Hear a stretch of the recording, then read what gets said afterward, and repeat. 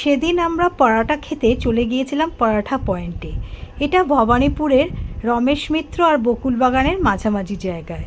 সেদিন আমরা অর্ডার করেছিলাম ফুলকপির পরাঠা, পেঁয়াজ পরাঠা আর ছাতুর পরাঠা। সবাই শেয়ার করে খেয়েছিলাম।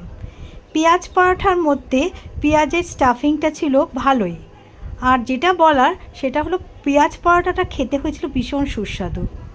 আর এরপর নিয়েছিলাম আমরা ফুলকপির পরাঠা। ফুলকপির পরাঠায় স্টাফিংটা ভালোই ছিল, কিন্তু খেতে আমার একদম ভালো লাগেনি।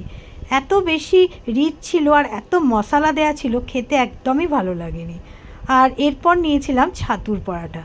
ছাতুর পরাঠাটা যদি বলতে চাও যে তোমরা এমন কিছু খাবে যেটা পেট অনেকক্ষণ ভরে থাকবে, তো সেক্ষেত্রে ছাতুর পরোটাটা বেটার, আর খেতেও কিন্তু মোটামুটি ভালোই লাগবে।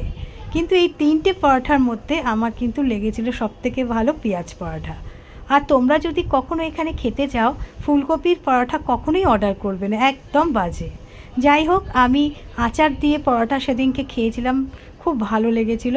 আহা, এখনও মুখে লেগে আছে।